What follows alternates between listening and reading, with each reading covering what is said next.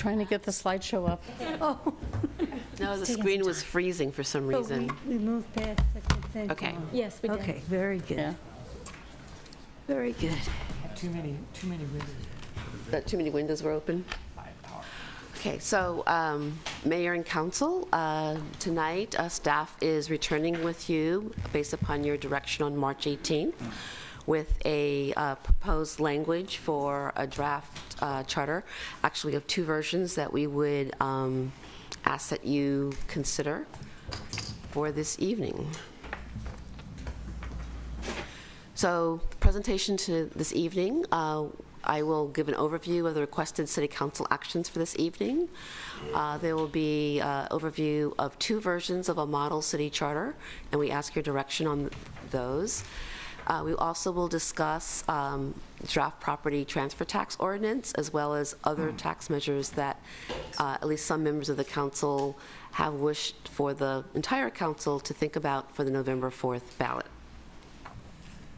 So for tonight, we're asking for the following directions. One is to direct staff regarding the final draft language for a proposed city charter based upon either version 1 or version 2. And based upon the direction you give us, we'll come back on May 6th with refined language. You saw a rather ambitious calendar schedule for bringing a city charter for voter consideration on November 6th. So really, at the May 6th meeting, hopefully council will be ready to finalize language for the public to consider at subsequent public hearings. We do need to have final language ready to be published by May 20th. We secondly request that council direct staff to obtain a consulting firm to develop a citywide survey poll regarding both the city charter and any possible tax measures. As some of you may be aware, in addition to some of the tax measures that the council is considering, our school district also has a parcel tax for the November ballot, and there are at least two countywide parcel taxes, one for transportation and one for health services. And in addition, the city might be considering other actions such as impact fees later on this year, and we'll be also looking to ask potentially additional revenue from other sources. So to get a sense of kind of what that whole picture looks like, is something that staff thinks would be a prudent thing to do before the council makes its final deliberations about which, if any, of the tax measures they wish to proceed with. We also requiring staff direction regarding parameters of the proposed real property transfer measure, and also to provide staff with direction regarding whether to include some of these other potential tax measures, the TOT, transient occupancy tax, otherwise known as a hotel tax, or the UUT, the user utility tax measures, as part of the citywide survey poll, as part of considering whether or not to potentially put these tax measures on the ballot in November. And some basic parameters for those potential tax measures if there is interest in at least polling for them. So proposed city charter. What you have in your packet are kind of two versions of a very simple city charter. The council, as you know, is requested that staff present some sample language, and so the two versions essentially are kind of both simple, but kind of at each end of the spectrum. So version 1 essentially says that Emeryville would declare itself a charter city.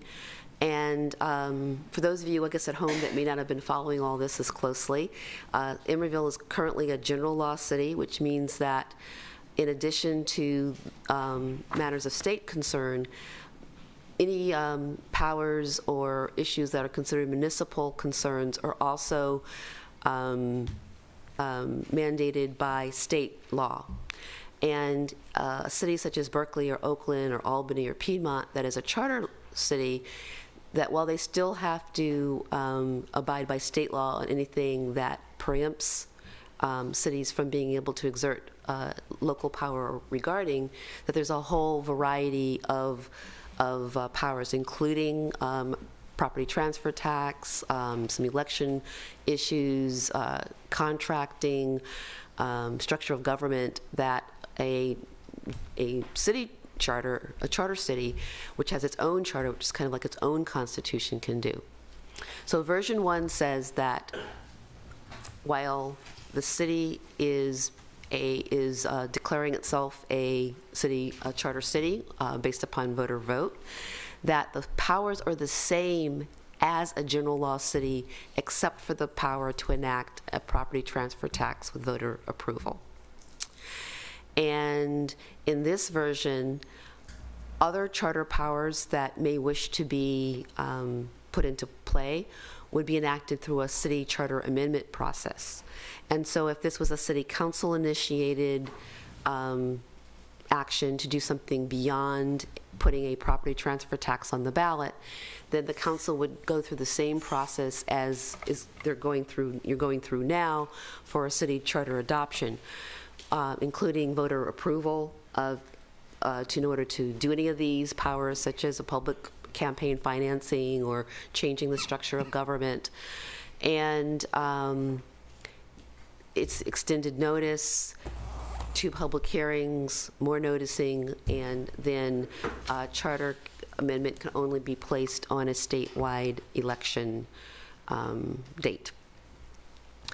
If citizens wish to initiate an amendment or to do a power that you can under a charter city, under version 1, they also could do so, and it's just a slightly higher threshold in that it takes 15% rather than 10% of registered voter signatures, and there's some formatting issues around how a charter amendment is structured for the voters. You have to compare it to what exists now, while a regular ballot measure doesn't. So really the main difference is how the city council, for city council initiated additional charter powers.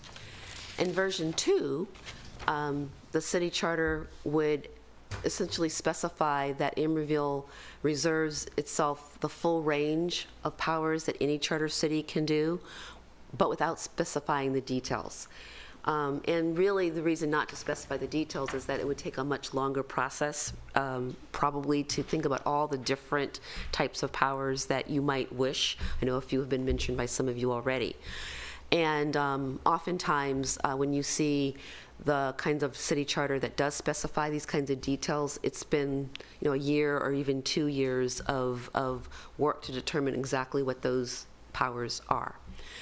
In this version, the city council could initiate any of the charters, any powers that a charter city can do by ordinance with no voter approval required, unless it's the type of ordinance such as a tax measure that, whether you are a general law city or a charter city, would require voter approval. So it provides the council with much more ability to exert its powers without having to go through a ballot process, a charter amendment process. And for a citizen-initiated additional power or enactment of powers, then it's a regular ballot measure petition process with 10% of the registered voter signatures required. So those are really the kind of the 2 basic versions. One is really restricting the city's powers to be that of a general law city, except for the ability to enact property transfer tax with voter approval, and any other charter powers to be done through a formal city charter amendment process. Or version 2 is that the charter doesn't go into details, but provides the authority to exert any power of a charter city simply by ordinance. So those are the 2 versions. Can I ask you a quick question, which is for any initiative that citizens put on the ballot now, what's the signature threshold? Is it that 10%? 10%. 10%. Thank you. Yeah. Unless they wish a special election, then it's 15%. And in Emeryville, right now, that's about 560 votes for 10%. Or rather, 560 registered voter signatures would be about 10%.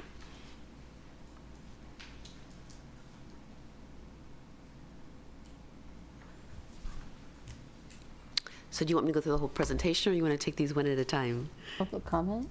or comment. Did you have more in your presentation, Karen? Yeah, That's I don't what know. Well, What else is there? after the city charter, it's going into the tax measure, so I don't know if you Oh, want so we want to pause here Or- and, Sure. okay, maybe we should hear from the public Okay. first? Yeah. Thank you.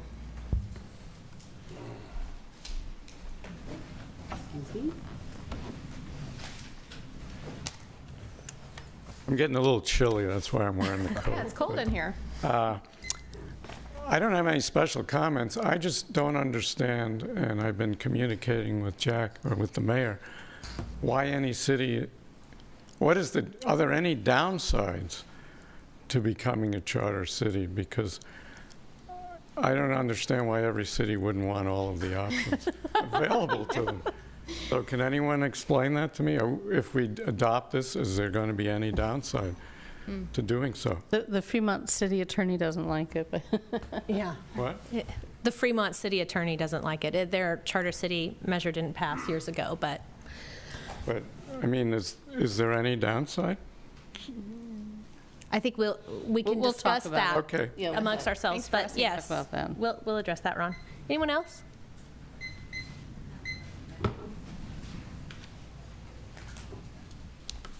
Scott Donahue, 1420 45th Street. Version 1 looks remarkably easy to pass from my point of view. There would be a lot less mystery to everyone in the public. And it just seems to me that we could live with version 1 and go on as a city. So that's my impression. Version 2 looks mysterious, complicated, perhaps bringing to mind, unpleasant things that have happened in other small cities in California. So that's sort of my impression. Okay, thanks, Scott. Hi, Jeff. Good evening, Jeff Sears with Wareham Development. We agree with Scott. We think version 1 is the way to proceed. We're supporters of a transfer tax. We understand the need to raise revenues in light of the elimination of redevelopment. No one likes to pay money, but you don't get things for no money, and this seems to make sense. Please proceed with version 1 and not the mysterious version 2.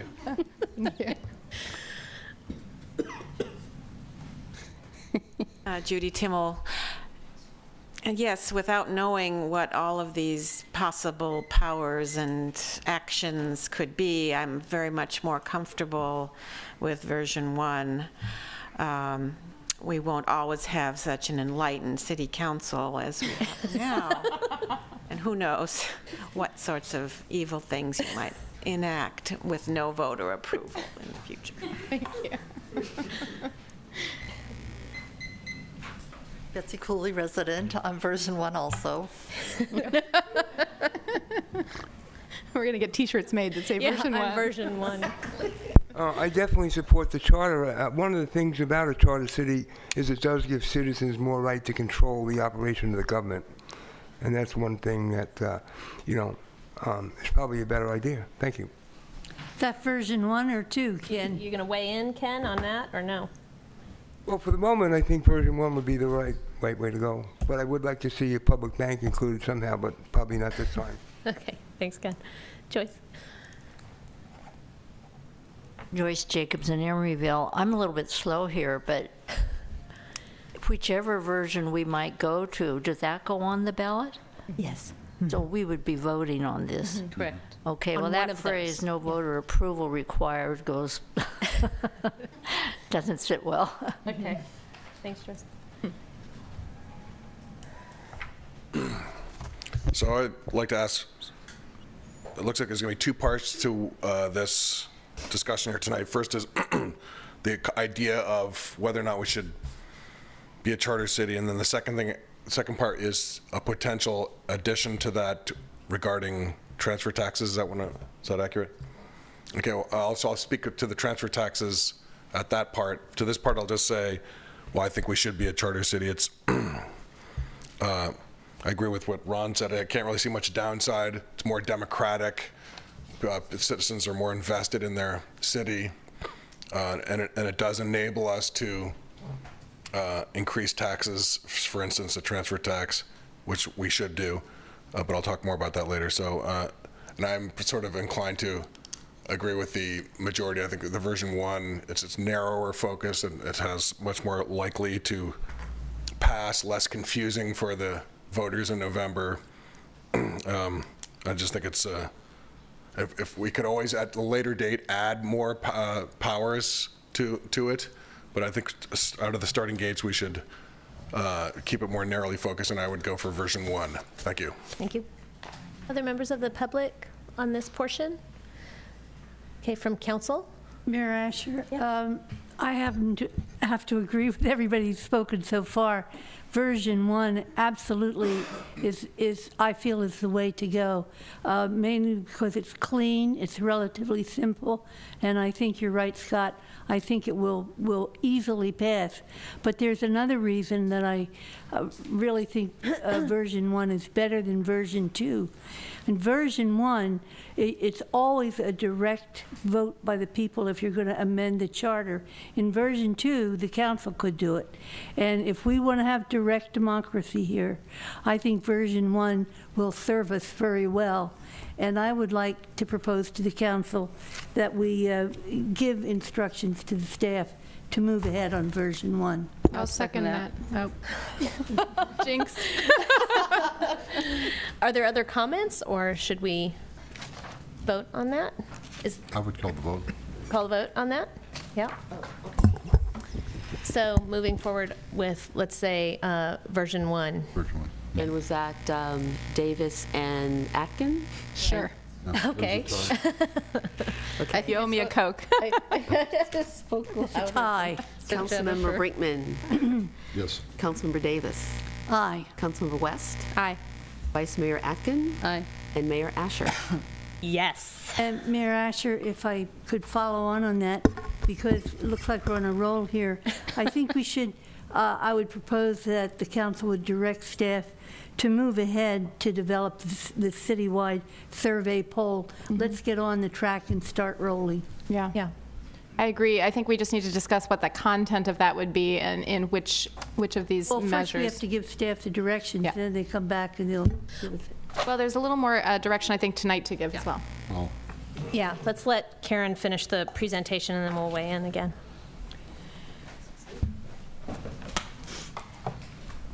Okay, so proposed real property transfer tax. The rate. I have ideas about the rate. You have ideas, okay. So in Alameda County, you can see these are the cities in Alameda County that are chartered cities. And every charter city in Alameda County has a local property transfer tax. The property transfer tax that's currently collected in Emeryville, as in all general law cities, is $110 per $1,000 of assessed value. And I think it's $1.10. $1.10. $1.10. What did I say? 110. I'm sorry, $1.10. 110 pennies. 110 pennies, $1.10. And that is split between the county and the city, with the city receiving 55 cents for every $1,000 of assessed value for when property is transferred. And it's not a property tax, it's actually considered a document tax. It's on the transaction. It's not the property itself, which is why local municipalities can adopt them with voter approval. As you can see in Alameda County, the charter cities vary from Hayward with a low of $4.50 for $1,000 of assessed value, to Oakland and Berkeley being at $15. This is a little bit of a busy chart, but what I wanted to give you a sense of is looking at this is for the fiscal years 2009 through the current year, with 2014 fiscal year being through February, to give you what the value of property sales were, and what I bolded was the lowest amount. And this was in 2010, which, as you know, was in the middle of the real estate bust.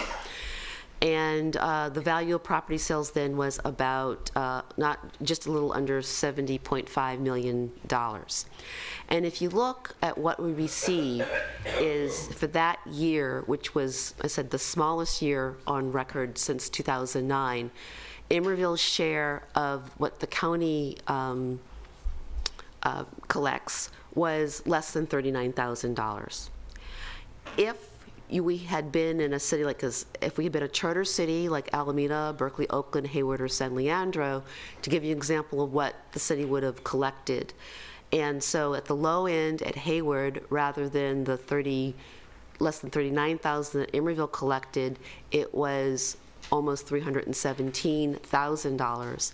And at the upper end of Berkeley and Oakland, rather than under $39,000, it's nicely over $1 million. And that is in what would have been our lowest year since 2009. And you can kind of see where we are this year, which is, it's hard to say an average, and I'll tell you why in a minute. But again, we right now are collecting about $103,000 of transfer tax based upon our split with the county.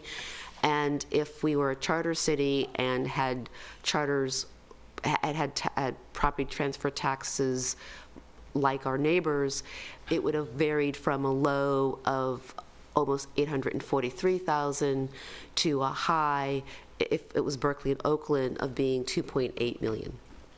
So quite a difference in enacting a property transfer tax. And a property transfer tax is imposed at the time of sale. And generally speaking, in those cities that have transfer taxes, it's negotiated between the buyer and the seller who pays what. So over the year from 2009, you can see that we collected about $1 million in transfer taxes, while if there had been a charter transfer tax, it would have ranged from $8 million to over $22 million. So significant difference in what could have been collected. Sorry? 27. Yeah. The highest is $22 million for all the 9 years, since 2009. So this is to give a sense of a couple of things. One is that there was expressed by council some interest or in at least looking at what might be the case if the first $300,000 or the first $400,000 of a parcel sale was exempted from the transaction tax. So essentially just start collecting it per $1,000 after the first $300,000 or after the first $400,000. And so in the time frame, it really wasn't possible to kind of really drill deep. So what I looked at was I kind of extruded residential property sales from commercial property sales. And what you find is that the average residential property sale in Emeryville is just over $300,000. It was about $324,000, but that included a year that I'm pretty sure a medium-sized rental unit, because it was 600 and some thousand, that that particular transaction, which is not which is out of the norm. So that to me was kind of a shorthand of if you took out the residential sales, that would be very close to taking out the first $300,000. And so you can see the amount of revenue that would not be collected if the first $300,000 was exempted. The other table is then the commercial property sales, in which obviously if you exempt the first $300,000 of it, that would lower these numbers some, but you're talking about very few transactions. What was easier to get on site was for the past year and a half or so, and what we saw for 2013, 2014, there's only 1 or 2 commercial transactions per month. So so that would be, 1 or 2, for each sale, that would be the first $300,000 being exempted. So it's not as a large amount that you would lose. On the other hand, if you're looking at the transfer tax potentially to augment the city's operations as additional revenue for general fund money for ongoing services, it's very difficult to come up with a baseline if you exempt residential properties, because you really are kind of excluding that from the revenue stream.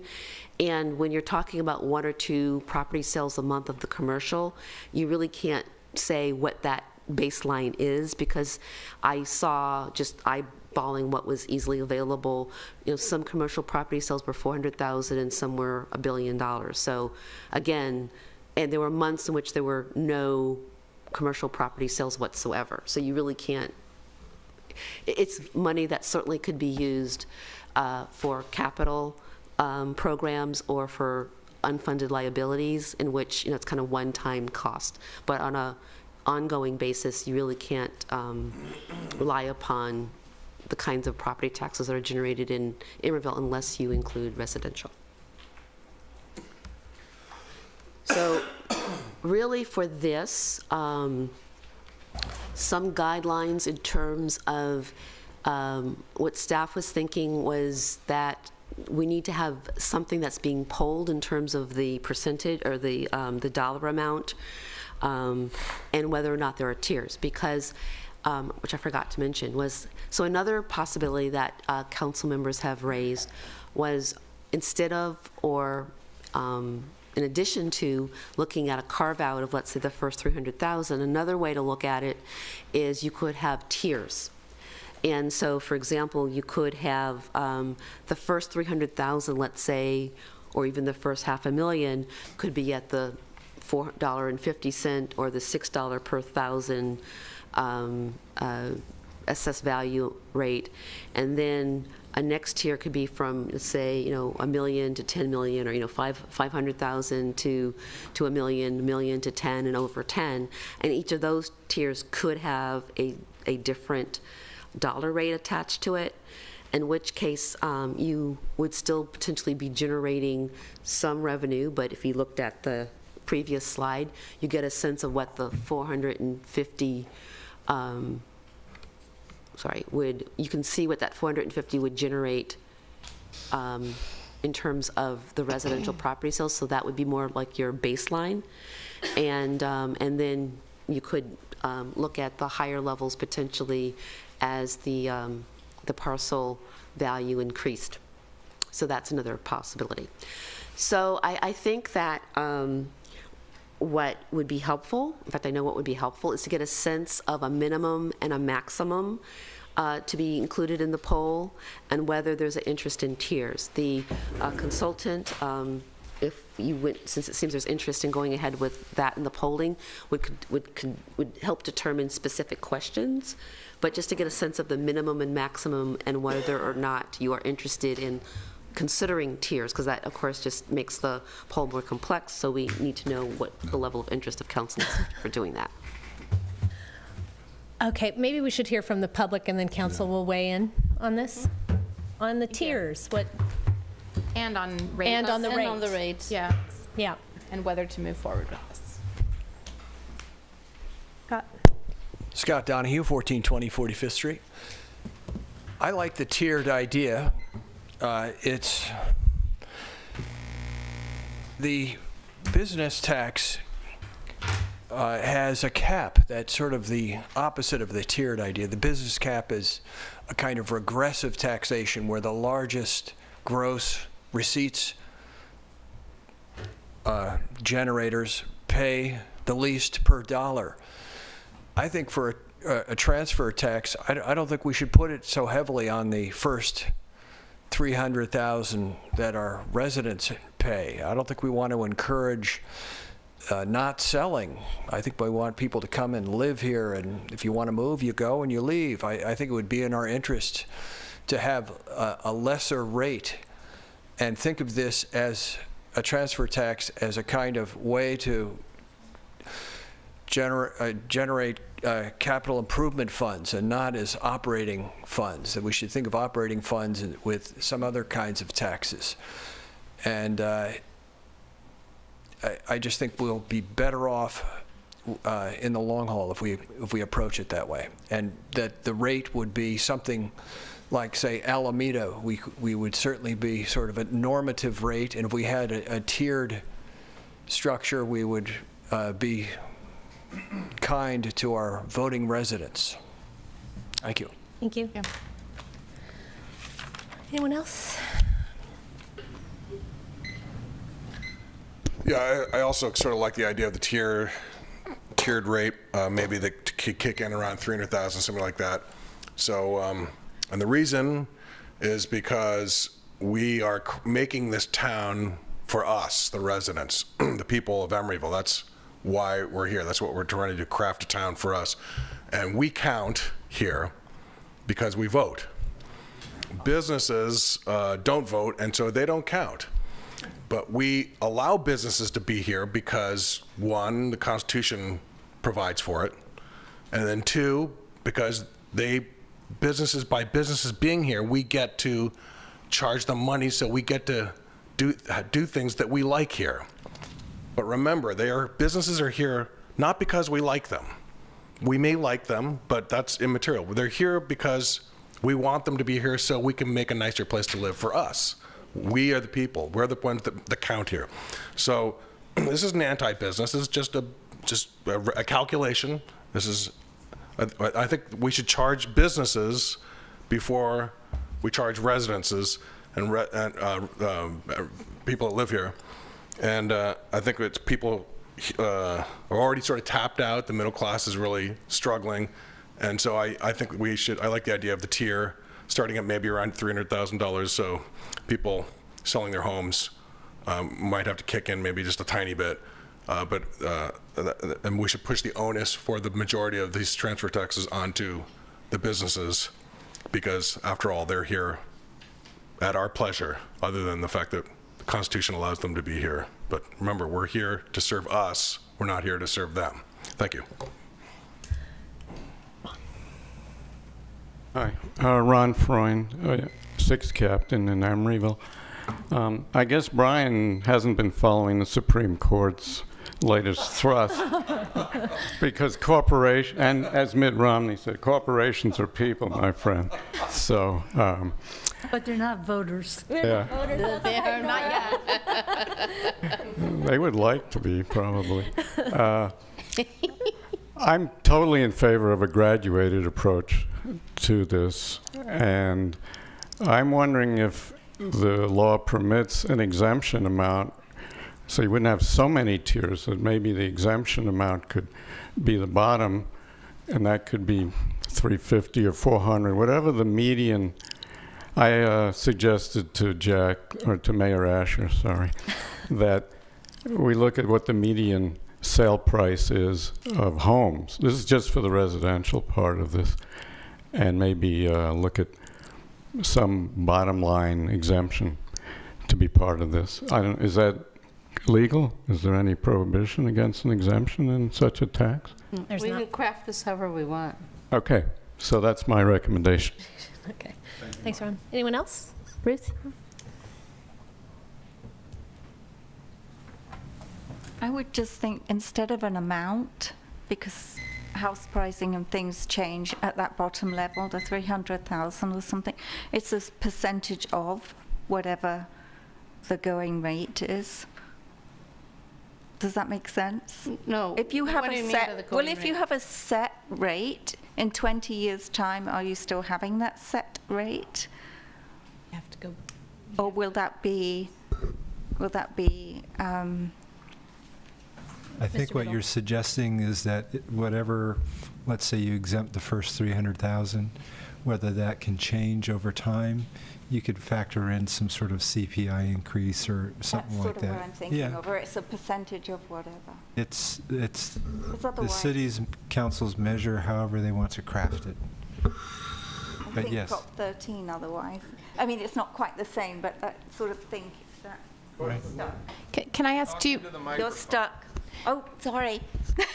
can I ask, do you mean the actual amount of the property value that is sold, or do you mean the rate of how, the $12, $15 per 1,000 that changes with time? You're just talking about the exemption I'm tier. talking about the exemption, it being a percentage of whatever the Median home sale is. correct. Price of home. Thank you, Jennifer. That's exactly what I was trying for. Not transfer tax. Yeah, well, we're not doing it. Hi, I'm Sue Kelly, 4 Admiral Drive, 423 Emeryville. And I was wondering if what you set tonight, if that's in stone, or can you change it as the time goes by? And I was wondering why you just, I was kind of thinking maybe, I know the tiered sounds nice, but I think it would be more fair to just start out with a plain for everybody. And then you can, you know, as the income comes in, if you want to start raising it for businesses, then that would be something you could change every year, rather and just keep the residential the same as. I just think starting it out, it might be better just to do a standard rate for everybody. Mm-hmm. Yeah. Anyone else? Okay, from council then. Oh, Ken, did you want to come up? Yeah, I agree with Sue. And then remember the people who live here that are selling, they're leaving anyway. Bye.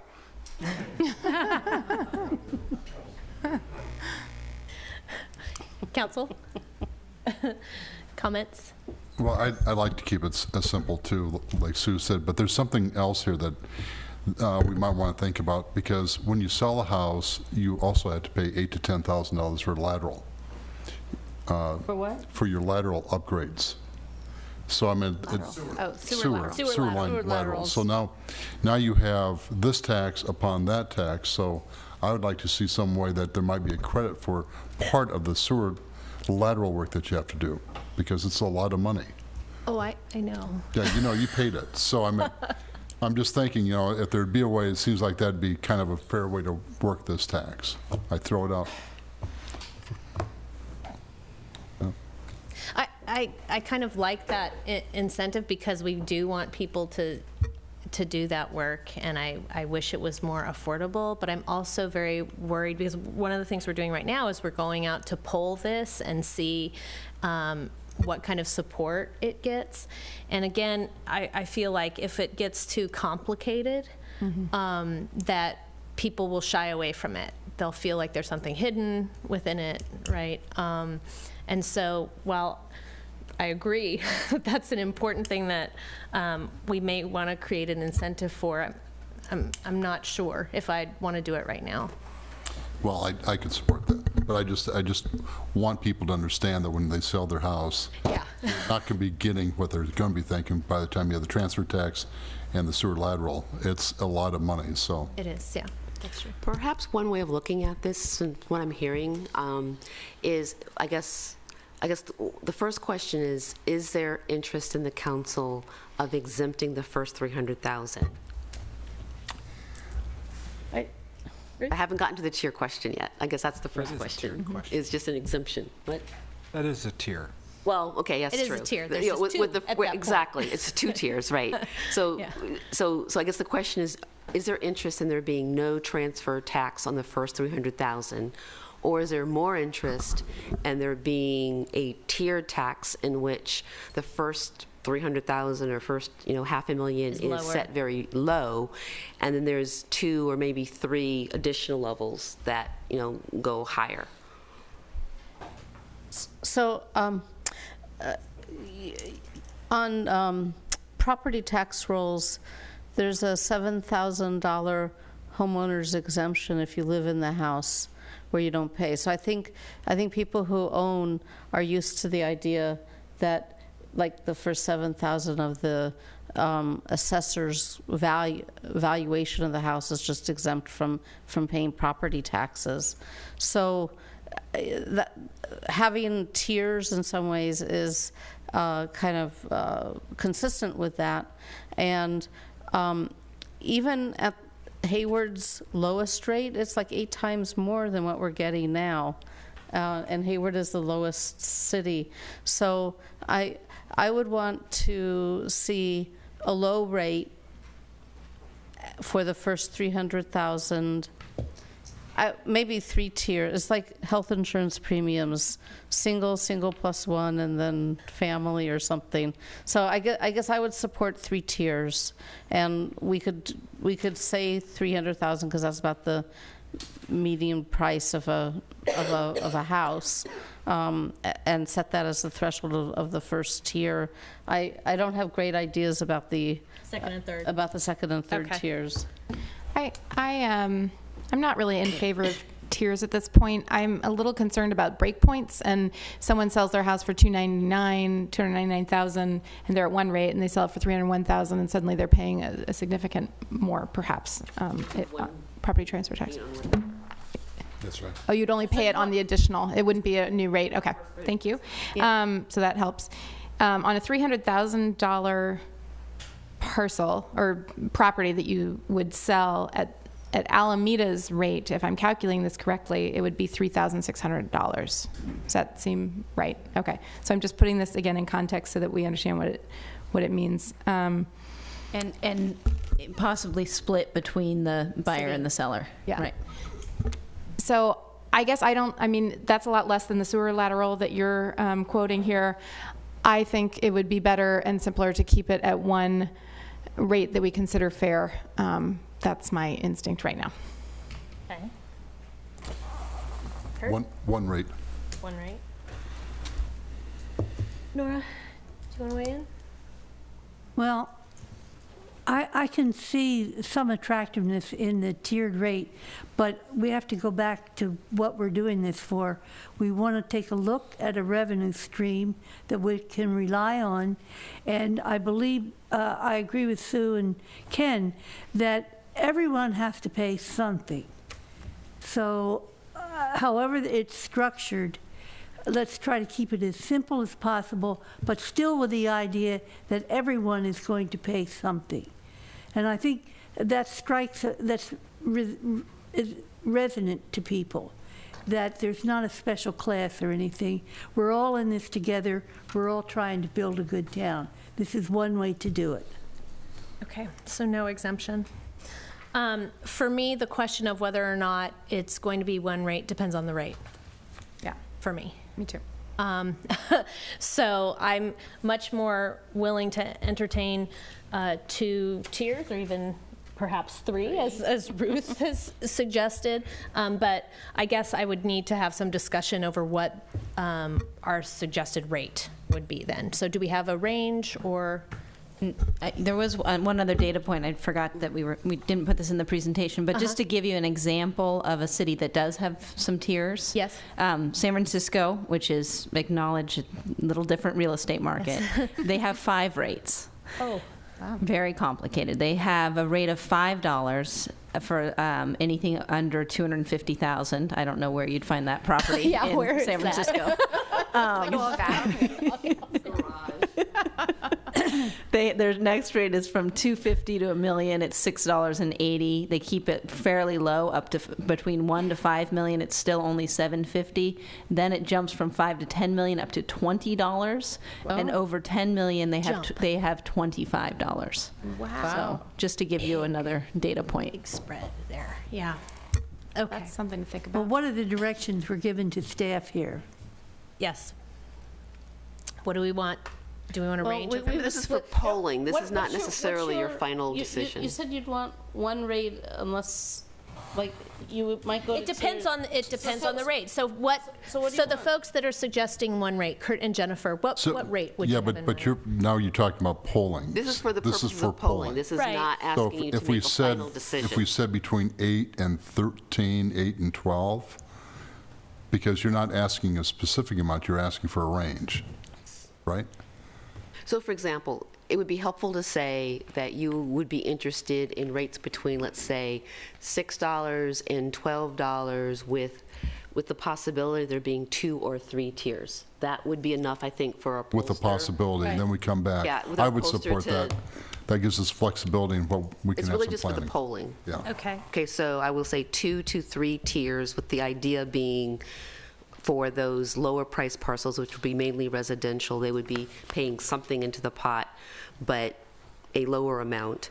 Yeah. And that the more valuable transactions, that those transactions would be at a higher rate. And we're talking 2, maybe 3 tiers at most. And what about a range in terms of low to upper end?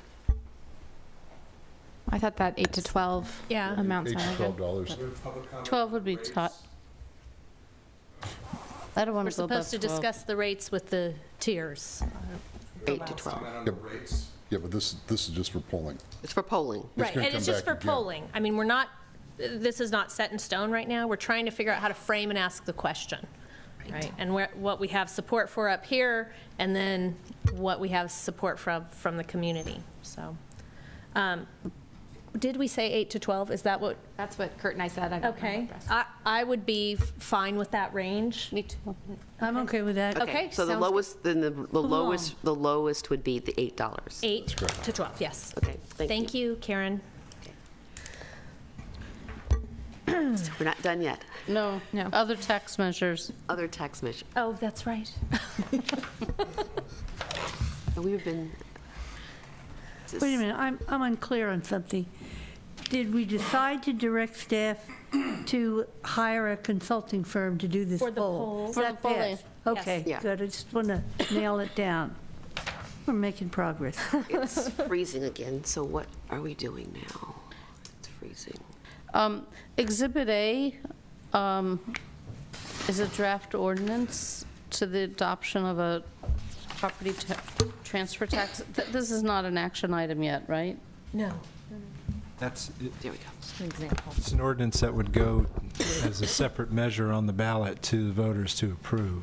Right, so we're not, but we're not being, No, it's just to Not give moving you to a put this sense on the of ballot yet. what the ordinance would look like. I believe there was a little blurb in the staff report. There are certain statutory exceptions that you have to grant. Right. That's in section 3-3.705. This ordinance was grabbed from the city of Oakland, and we've been looking at it to see which of these are statutorily required as opposed to those which were imposed by, some policy directive of the city. And so there's the actual ordinance that we would bring back to you would be just narrowed down to those that are just statutorily required and remove any sort of policy-directed exceptions to the ordinance.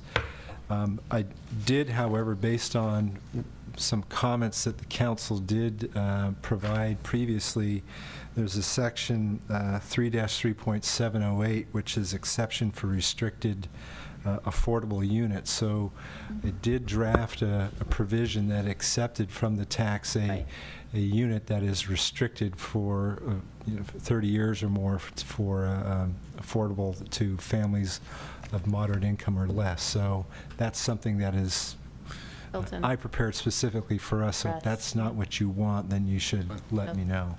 That's another tier, but I think that's very valuable to have.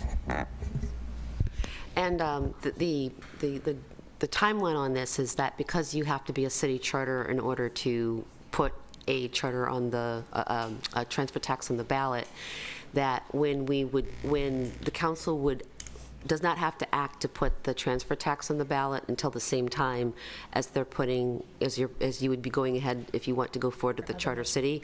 So we're really talking August 5th for that.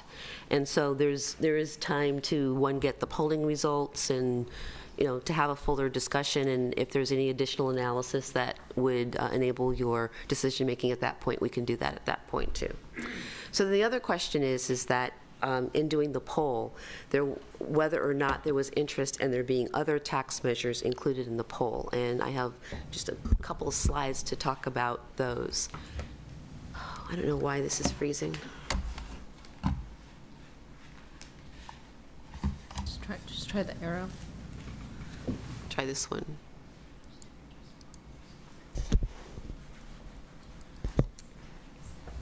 For some reason, it just keeps freezing. It just keeps freezing. Karen, can you multitask? Okay, ask a question while you're looking. Oh, sorry. You want to try? Okay, so,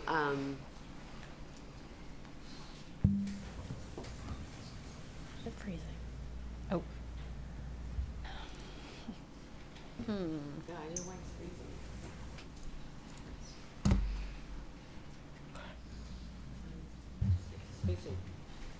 need to.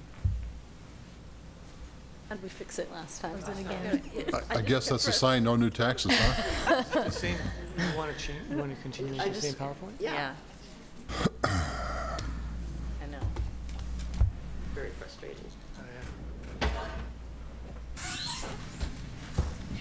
Okay. Do you have it on? Yeah. We'll try Plan B.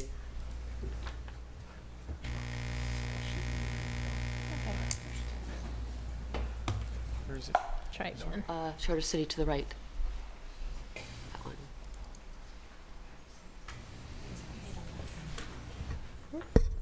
Maybe we'll just keep it there as opposed to trying to, maybe we'll do better if we keep it on that screen. For some reason, it's, when we make it large, it's freezing. There you go. Okay, we'll just do it this way. Once more to the rescue. Thank you. Okay, so we're going to keep it on this screen because I think that might work a little bit better than when we blew it up. So anyway, the two taxes that we looked at based upon some comments that we got either from the council or from some of the city's advisory committees is a transient occupancy tax, also called a TOT or a hotel tax. And a transient occupancy tax is levied on transient housing accommodations such as hotels and motels. And they're paid by guests who stay for periods of less than 31 days. And it's collected by the hotel and then remitted to the city. So in Emeryville, currently, we have a TOT of 12%. And this is a comparison of all the different TOTs. All the cities in Alameda County have them. And so what I highlighted were kind of our, I guess, our biggest competitors, which are really Oakland and San Francisco. I could have underlined Berkeley too, but I don't think they have quite the hotel stock as we do. So Emeryville is at 12% currently, which is the same as Berkeley. And Oakland is at 14%, and San Francisco is at 14%. And so you'll see I like that, you put Piedmont's not applicable. yeah, Piedmont doesn't have a hotel, so they don't, That's funny. right. And so, I'll go to this one. So if you look at the revenue, is a 1% increase is about an additional $400,000 a year, and a 2% increase is about additional $800,000 a year. We also looked at a utility users tax. This is levied on the consumption of utility services, including but not limited to electricity, gas, water, sewer, telephone. Emeryville doesn't levy on water, sewer, sanitation, or cable TV. There are cable franchises on most of those utilities, or there's other fees like sewer fees that are collected. So there is money collected from these, but not through a UUT. And it's collected through the utility bills, and then the utility company remits it to the city. And to compare utility user rates in the county, we're at 5.5%, and our neighboring cities are at, of Oakland is at 7.5%, and so is Oakland. And they range from, either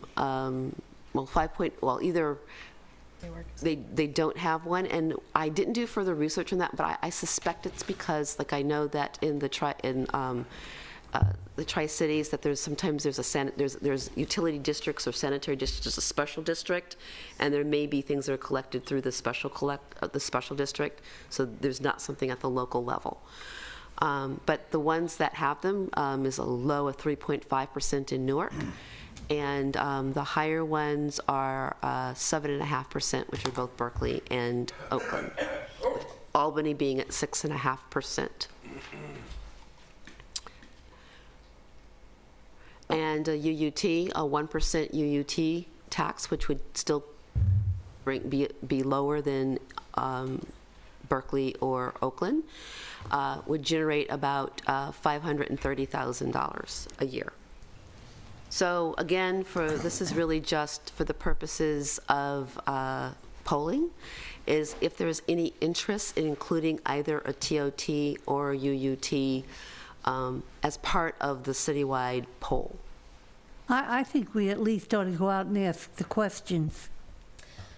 For me, I think I want to see the TOT polled. I'm worried about the utility and user tax right now, because one of the ways that people think about housing affordability is not just the cost of rent, but usually the cost of their utilities as well. And you're supposed to have this magical 30% of your income number, right? And then you're able to supposedly live, afford your housing. What's the objection to asking the question? I don't know. I think that it's pushing on it's pushing on folks who are already under a lot of pressure with rent. But if you ask the question and you get a resounding no back, that leads you to how you're going to direct Well, that's one effect of polls, but another effect of polls is to get people upset, right? And I'm just worried that the UUT is kind of one step beyond of what we need to do. I mean, I would say that I would not take it seriously as a council member to put that forth right now. And so whether there's, a will on the council to have it polled, I'm just kind of saying, giving you a heads up that I don't think it's a good idea. I wouldn't suggest putting it on a poll if there isn't potential interest in placing it on the ballot. Yeah, I feel the same way, actually. I'm not interested in raising either the TOT or UUT. I think we're in the range of neighboring cities, and I think it would just confuse the issue. I'd rather not consider them. Yeah. But you'd rather just focus on the charter city and the transfer tax? Yes, I do. That makes sense. I would too. Okay. I also think it's important to tell the people where these additional tax revenue dollars can go to. Right. And we don't have that story to tell them right now. So I think we should stay away from those. There's one thing with the TOT. This is something that we studied as part of the Emery Go-Round Advisory Committee as a source of revenue, and there was great interest on the committee for that, because as we all know, the Emery Go-Round is going to need more funding. Well, and there is a more direct correlation, I think, between hotel users and public transportation than there is with cell phone Right, and so bills. I'm just flagging now that I would like to see the TOT be polled. I'm less interested in the UUT. So we're going to pull both the utility tax and the TOT and focus on the charter city and the transfer tax. Well, let's take a vote on that. Who wants? Let's hear from the public as well. Okay, yeah. Ken. Or Scott. There's a rush to the podium. Don't fight, boys. I would support the TOT and not the utility users. I mean, I learned at the ABAG General Assembly that Oakland's going to have 5 new hotels and that the occupancy rate is substantially up. I mean, there's very little vacancies, and so if we're going to have that much influx, then an additional 1%. But I think the 1% should be used for affordable housing, not for the Emery Go-Round. Thank you. Okay. This is way past my bedtime. Mine too. Marilyn Fulrath, 3 Commodore Drive. I attended homeowners meeting last night. They're going to raise our assessment 3% because the water bill's going up $64,000. Wow. So you slap another tax on the water and everything's going up more. Okay. Wow. Betsy Cooley again, since I'm here, resident. I support the TOT, putting that on the, asking about that. And I'd like to see it go on as a general tax into the general fund, but then I'd like to see money come out of the general fund into the Emery Go-Round. I think that's really important to the entire city. And that's a good way to get the money that doesn't, I don't see going after the residents for even more taxes. I would not support the UUT. Thank you.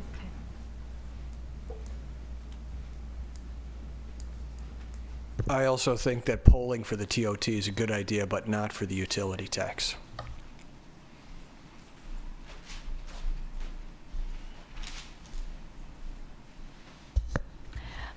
During our discussions on the funding for the Emery Go-Round, when the TOT tax came up, we weren't at that time considering a charter an amendment, to change the city structure, nor were we talking about the property transfer tax.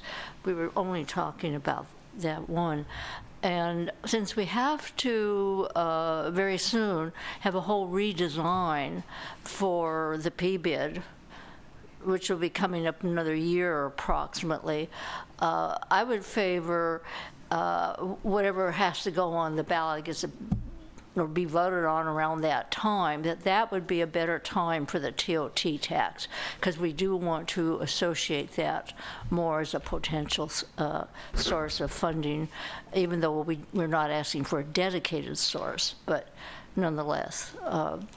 Because I think it's enough for me personally just to deal with the change in the city charter and to deal with this property transfer tax, which I had never heard of.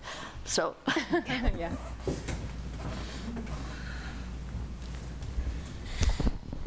I agree with the consensus so far here. I think the poll should include the TOT, because after all, people that are staying in our hotels are not Emeryville residents by definition. And what we're trying to do here is we're trying to be, like I said before, we're trying to make the city for ourselves. We're trying to be kind to ourselves. I don't think we should be harsh to ourselves. So these are people who are visiting Emeryville, and we should, those are the people that should be paying more, because that's not us. Now regarding the, so I think the TOT should be in the poll. I'm less inclined to support having the UUT be in the poll.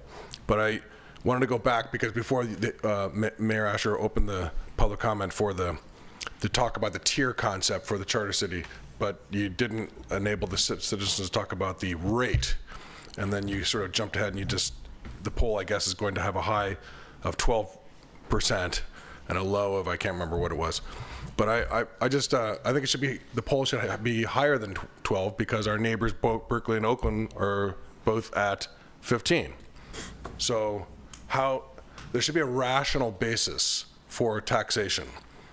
There's two ways, nothing but rational. There shouldn't be any capricious ideas when you come to taxing people.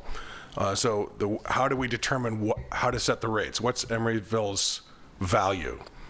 Well, as I see it, there's two mechanisms to figure out what our value is. One is we look at the prevailing rates, and that's $15 for our closest neighbors.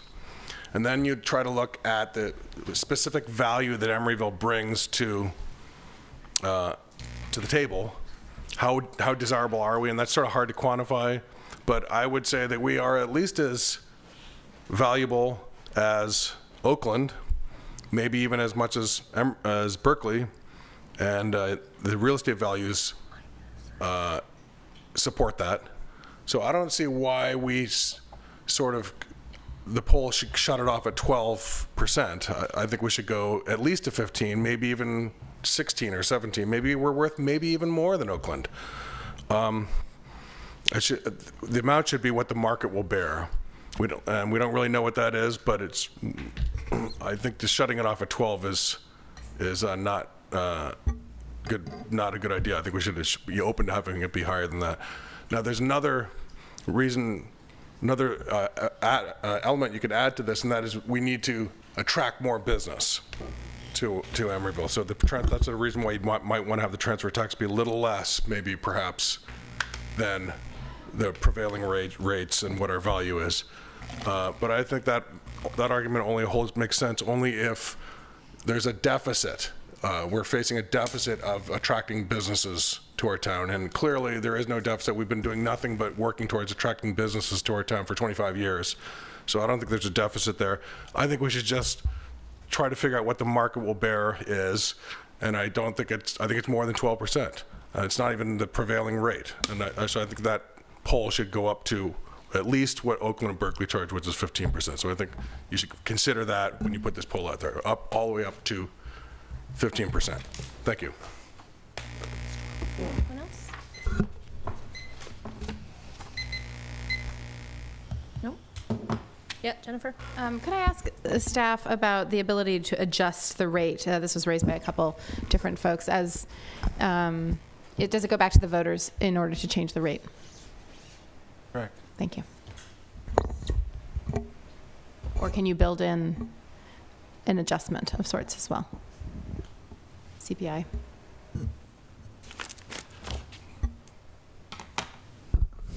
A CPI adjustment Yeah, a percentage to the increase. rate?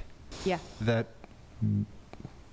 makes me a little bit weary. Okay, just thought I'd ask. Yeah. Because the home value should be going up, so every year Right, should that's be where collecting the more. change Yeah. comes. Okay. I think we were talking about perhaps two different things earlier. Yeah, we were. Mm-hmm. Okay, anything else on this? So what do we want to do regarding, we already decide, TOT? What's it take to tax through a UUT something that isn't currently taxed? You'd have to place it on the ballot, just like you will the rate increase. And then for the things that we collect fees for, Karen, you mentioned cable franchise fees as an example. Those are written into the franchise agreement, so they can't be changed, right? Until the franchise gets renewed. Well, if you look at, right now, cable is now a statewide franchise. That's fairly recent. We do get a piddling amount of franchise money from the state. I think it's because they view Watergate as one account, while in our local franchise agreement, we negotiated that they would pay on individual units. So that's out. For garbage, we do receive franchise fees from the hauler, which of course are passed on to the ratepayer. And for water, there are some cities we do not that have, for example, stormwater fees that are collected as part of their water, or other fees like that. We don't, but we do charge a separate sewer fee and sewer connection fee, which is not part of our UUT, but it is a fee that we charge. So there's some of these utilities have other charges associated with them that are collected outside of a UUT. I'd like to see the sewer fee increased. I believe that is something that staff is looking at now. Yeah. Right, but that can't be for purposes of raising revenue as a tax is. It has to be related to providing this service. Correct. Right, And it's so not that is subject to something we vote will because be it's a looking at. fee-based, it's for services rendered. Right. It's not, so it's not a tax. Staff is working on that. Yes. Right. I just as a matter of, there's something I think more palatable about paying fees than taxes. Jennifer, did you want to say something? Well, I just said, with the public comment and other council members' comment, I could support including raising the TOT as part of our polling question. I'm disinclined to actually want to increase it because we would be over Berkeley and over Berkeley's rate. And a lot of, I don't know what percentages are like business meetings or Cal, but so whenever something happens at Cal, I know our hotels fill up. And so the Berkeley hotels probably fill up first because it's closer to Cal. But we're already at the same rate as Berkeley on TOT, so I'm not interested in getting more expensive than Berkeley around TOT. So, but do we want to poll on it though? I don't, because I'm not interested in increasing it, but I could be outvoted here. Okay. So Jennifer, you're willing to poll? I'm willing to. I'm not inclined to. Okay. I'm willing to. Kurt? Once again, I'd like to know where the money's going to. If it's going to the Emeryville round, I would say poll. I would caution against earmarking monies because then it becomes a special tax, and then you're going to be into a 2/3 voter requirement. Then I'll be quiet. Nora, do you want to poll on it? No, I want to concentrate on the transfer tax and the changing to the city charter. I think you made the point very well, Jack. You put too much stuff in there. It's like loading up the kitchen sink. Let's focus narrowly. We have time to come back and successfully do something. Sometimes when you throw everything up against the wall, you get nothing. Okay. So staff has the direction they need on that? We're not polling it. Just polling on the city charter and the transfer tax, and Yes. not on the TOT or the UUT. Yeah. And I just want to ask the rest of council, in light of the public comment that we heard, is there any interest in increasing above that $12? Just if we're talking about tiers, you know, what we saw in San Francisco with the 5 tiers, and I think it's 5-fold. It looks like the top tier is 5 times what the bottom tier is. I'm just asking if Well, we're going to have an opportunity before you go out to the poll to see the document itself, to see the poll. Is that true? I think in the past we haven't, because they wanted to keep it. I don't know if we have time. Do you know the procedures? Process. They wanted to keep the information in the poll somewhat under wraps so that people were hearing it. It wasn't a public document until afterwards, as I recall, but maybe I'm misremembering. I think you're right. They didn't want to influence the public who was going to be hearing the poll. I don't know if that's true. Yeah, and if you, well, the other issue too is that in order, we actually obviously cannot enter an agreement until the council gave us direction, but we kind of had to put a pollster on ice, so to speak, because this time of year, I mean, in order to get this done in May, so you can make, it's the busy season, and there's not a whole lot of time to get this done. You're still talking about 200 valid phone calls, which in a city this size is not easy to do. So, Mayor, one idea, maybe just in the interest of time as well, because I don't know if we would have time to get the questions and, you know, bring it back here, is perhaps maybe you could designate maybe 2 of you to work with us with the pollster so that we could work pretty quickly. Has the pollster been selected? We've reached out to some. I know that. We reached out to the pollster that was recently used by Emory Unified. They have the most recent data, so for them it would be the quickest for them to start polling.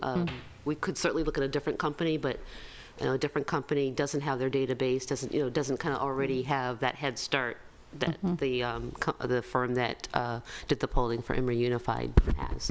We get a discount, right, since they're already familiar with Emeryville numbers. I would be happy to designate. Are there 2 council members who would be willing to I would like to in that role? serve Jack? in that function, yeah. Would anyone else like to do that?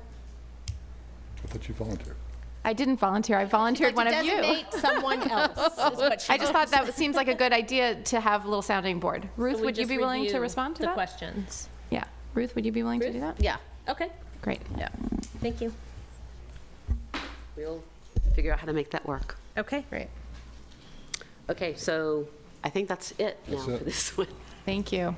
Thanks for your quick turnaround and work on that. Good job, Karen. Okay.